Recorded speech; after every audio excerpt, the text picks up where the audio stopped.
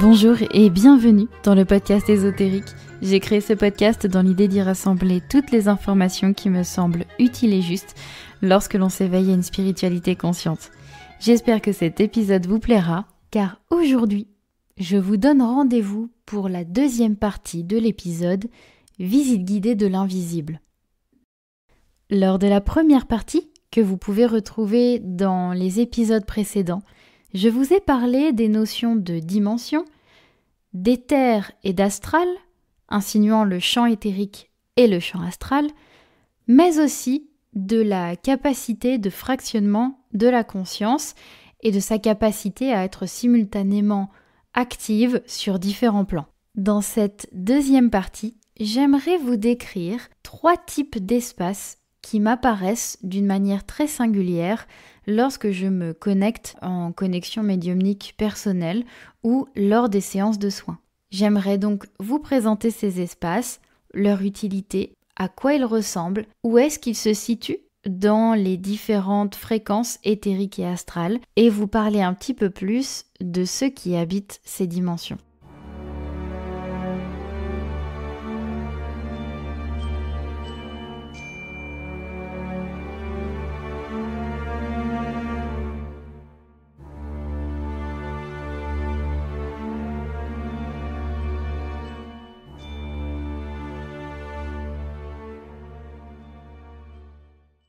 Je vais donc vous parler de 3 types d'espaces différents. Notez bien que le terme espace n'est pas tout à fait approprié, mais je n'en trouve pas d'autre qui puisse signifier quelque chose d'aussi compréhensible que ce terme.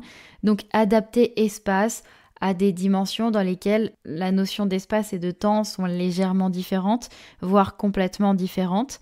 En tout cas, j'aimerais vous parler de 3 types d'endroits que l'on peut trouver de l'autre côté, dans l'invisible. Le premier étant ce que je nommerais des espaces de vie des esprits humains après leur mort. Le deuxième type d'espace serait, à mon sens, des espaces neutres de rendez-vous. Et le troisième type d'espace, je le nommerais espace de mémoire.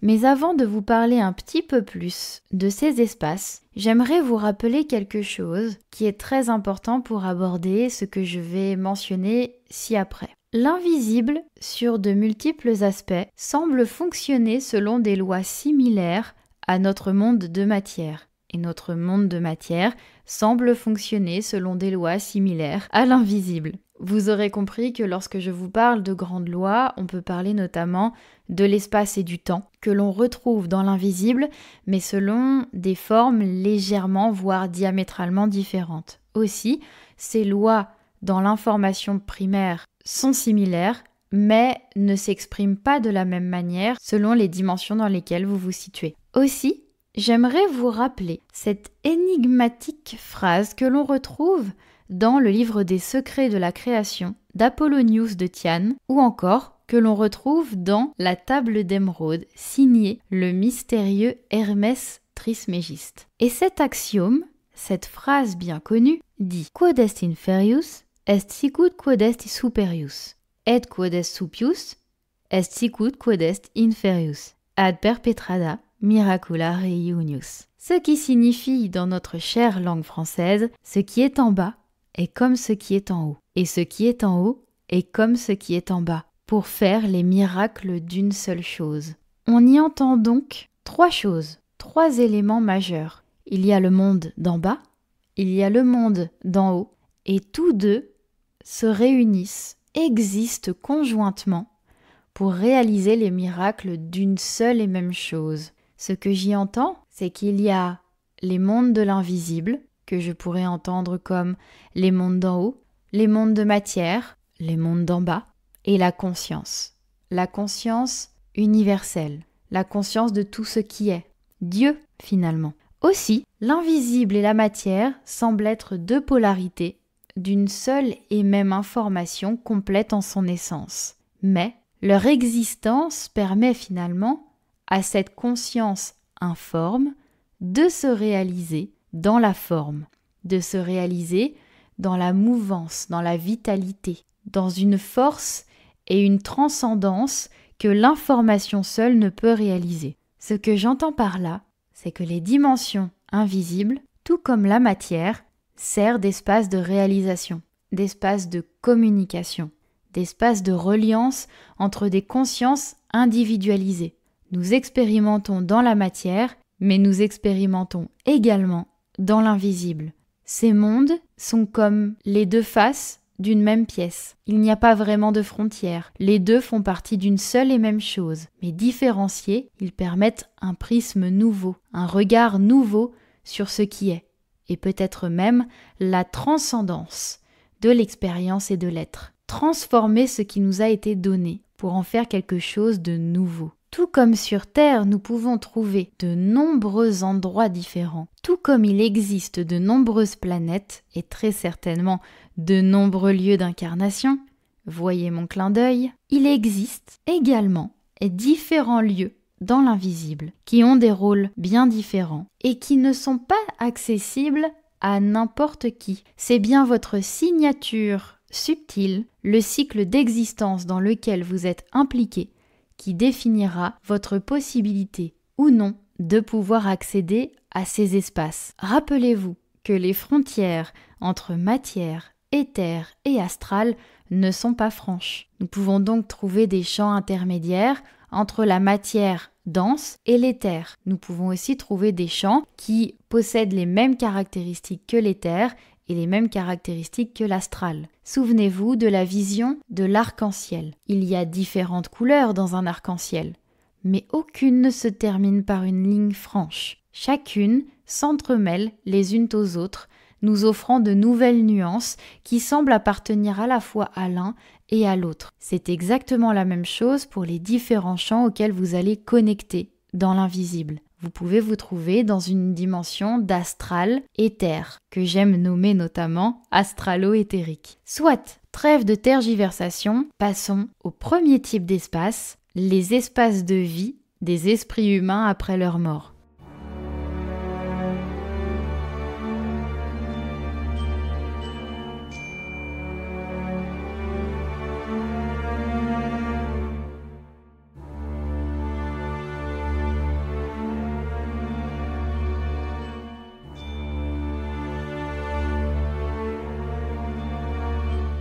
Ces espaces sont très intéressants car lorsqu'en tant que médium vous souhaitez avoir des nouvelles de vos proches, vous allez avoir tendance à vous connecter à eux par votre écran de l'esprit. Cette sorte d'organe subtil qui est face à votre regard et qui vous permet de voir des images de l'invisible.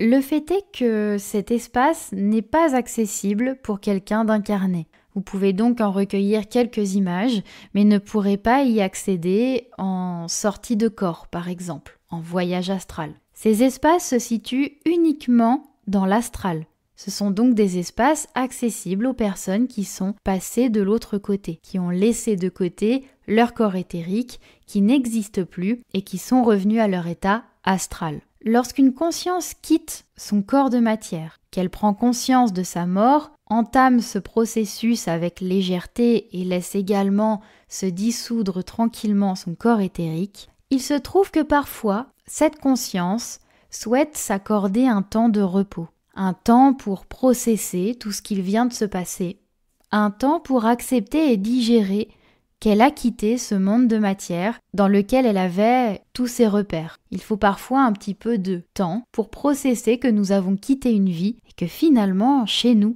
ce n'était peut-être pas la Terre. Ces espaces de vie après vie sont des espaces qui nous permettent de nous adapter à cette nouvelle condition d'être astral.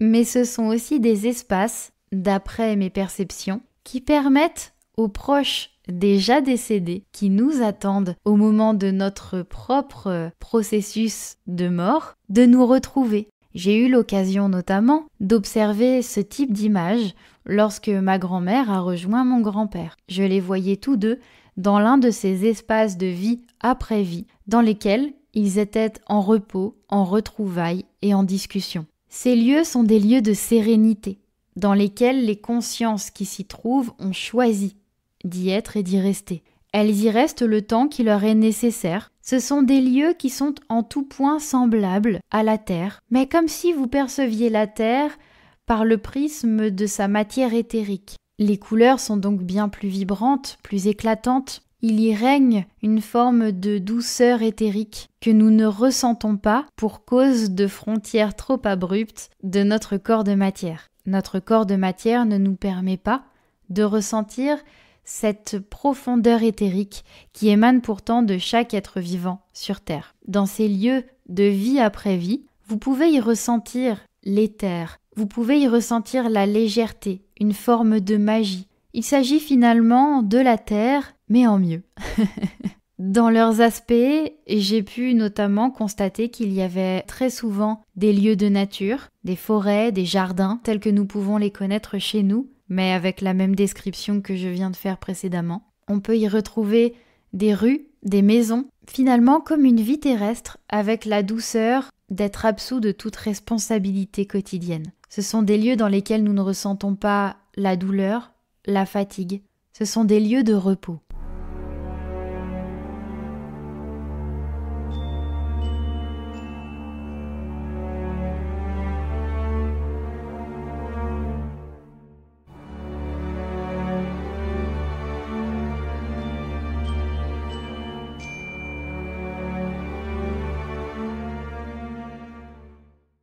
Parlons maintenant des lieux de rendez-vous. Ces lieux se situent généralement entre l'éther et l'astral. Ils permettent notamment de mettre en relation les êtres incarnés et les êtres désincarnés.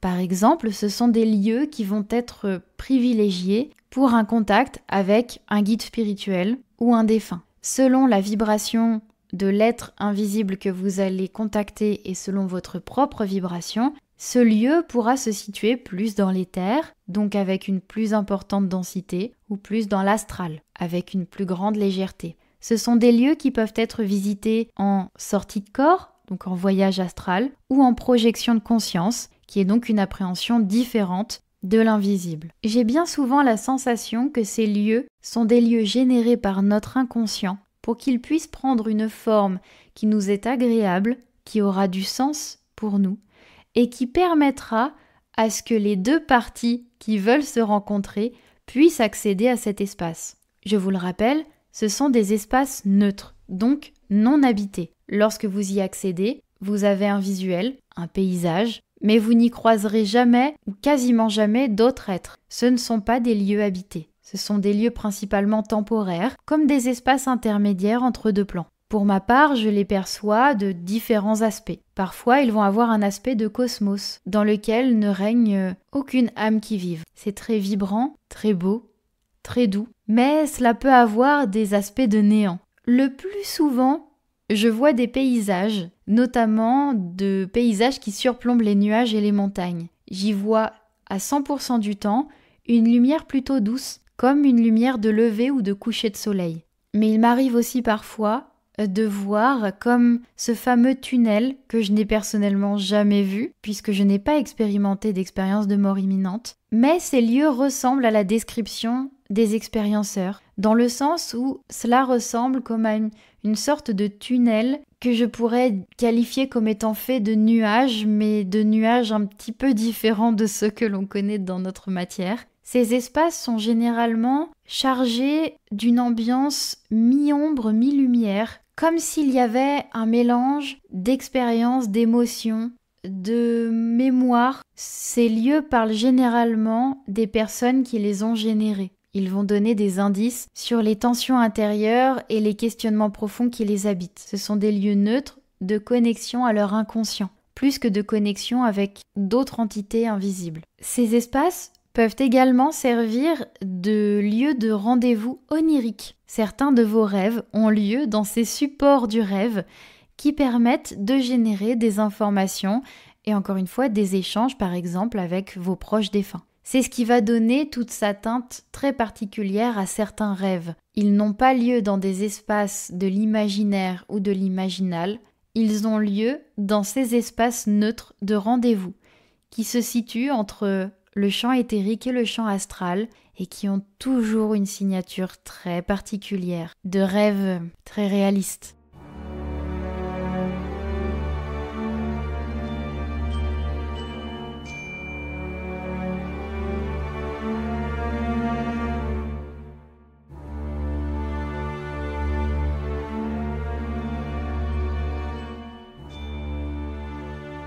Et puis, il existe les espaces de mémoire. Ces espaces sont bien souvent appelés annales akashiques en Occident, en référence au sanskrit akasha, conceptualisé généralement en Occident comme ressemblant à une grande et vaste bibliothèque. En réalité, l'image de la bibliothèque est une image qui parle à notre inconscient collectif. Lorsque nous connectons à ces espaces de mémoire, que l'on nomme généralement donc annales akashiques, en tant qu'occidentaux, nous allons y voir cette fameuse grande bibliothèque. Parce que nous nous connectons à cet inconscient qui nous guide vers cette image archétypale des espaces de mémoire qui existent dans l'invisible.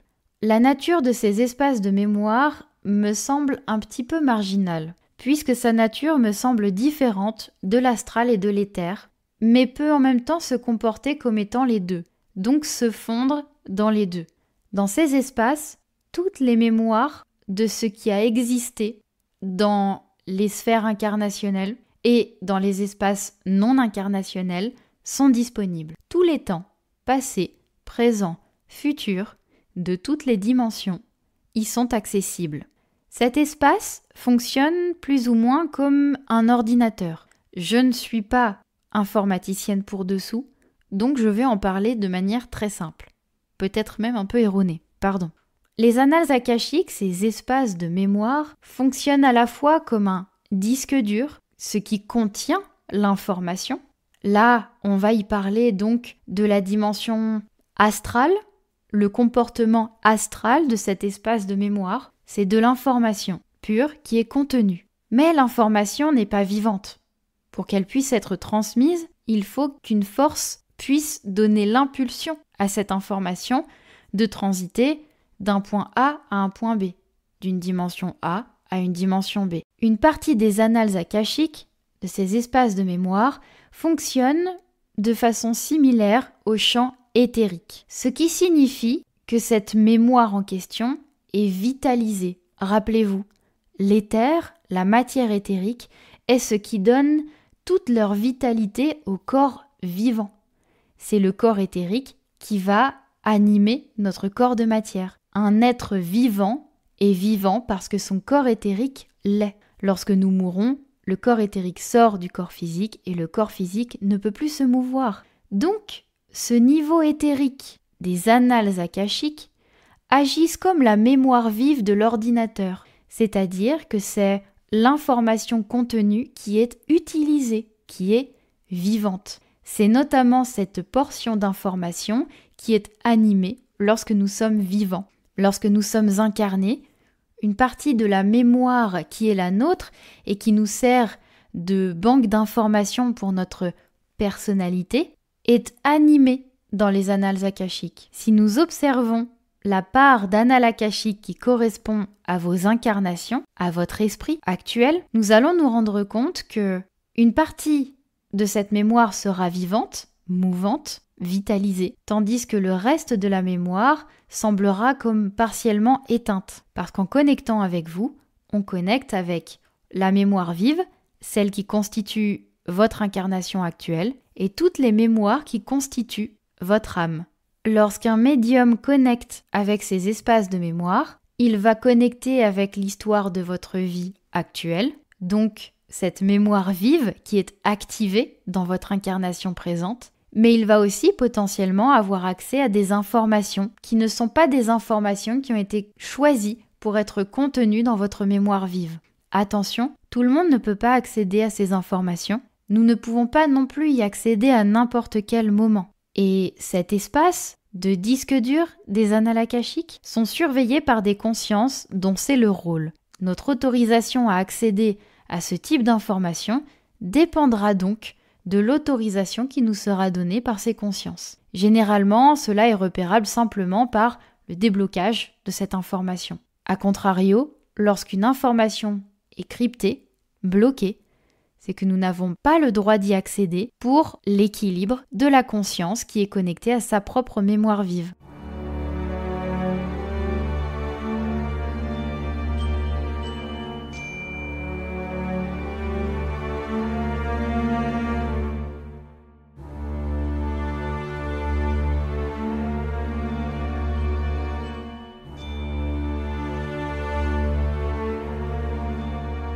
Nous avons donc vu ensemble 3 types d'espaces que nous pouvons retrouver dans l'invisible. Il faut savoir que l'accessibilité à ces espaces se fait selon notre processus incarnationnel ou non, et se fait par transfert de conscience.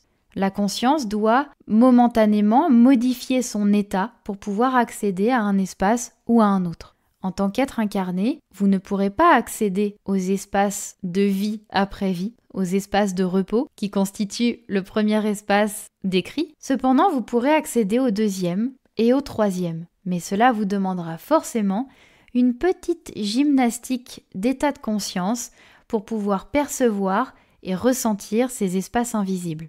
N'oubliez jamais que vous possédez un corps de matière. Hormis l'état de rêve ou de voyage astral, vous ne pourrez donc pas vous sentir immergé dans ces espaces qui vous paraîtront toujours extérieurs à vous-même, puisque vous les appréhenderez grâce à des outils de perception comme le troisième œil, l'écran de l'esprit ou le mécanisme de projection de conscience.